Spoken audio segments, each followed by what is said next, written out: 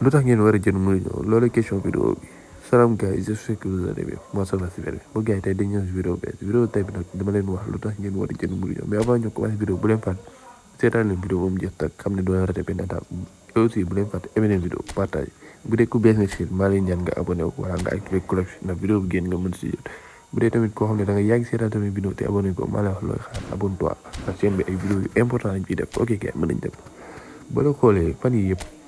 bon avant semaine bi mbokk il y a un mois je pense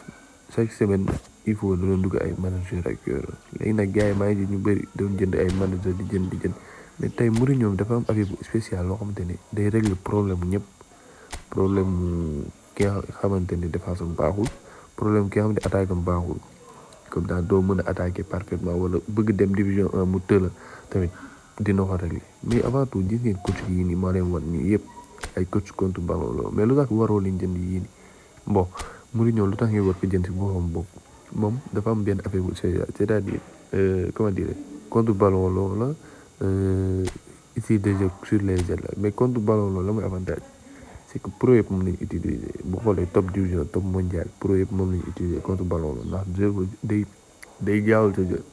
surtout que contre rapide xam nga ay passe courte la vite fait ni nga passé la dem mais boobu mën nga toll sa défense profondeur sa attaquant mu daw jéem a jël bal sa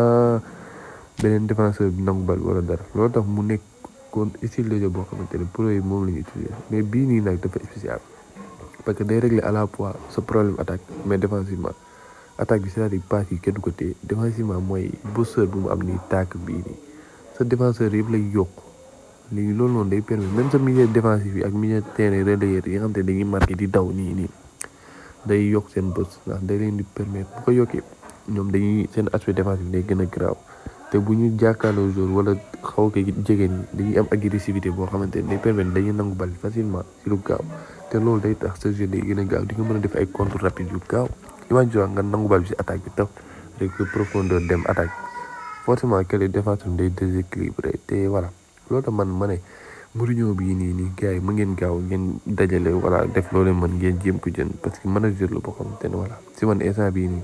moo fi teg tànk quoi franchement gars yi ngeen wax seen xalaat ci commentaire ndax dinañ def ci commentaire di bind seen xalaat ci vidéo bi ndax loolu day tax vidéo bi gën a mën a jëm kanam mais aussi ngeen di partage seen xarit yi ñi nga xam ne dañuy jouer e-football ak yooyu noonu peut-être dinañ soxla ci vidéo bi donc gars yi bu leen fàtte aimer leen vidéo partage et surtout ngeen abonné jaajëf ba beneen vidéo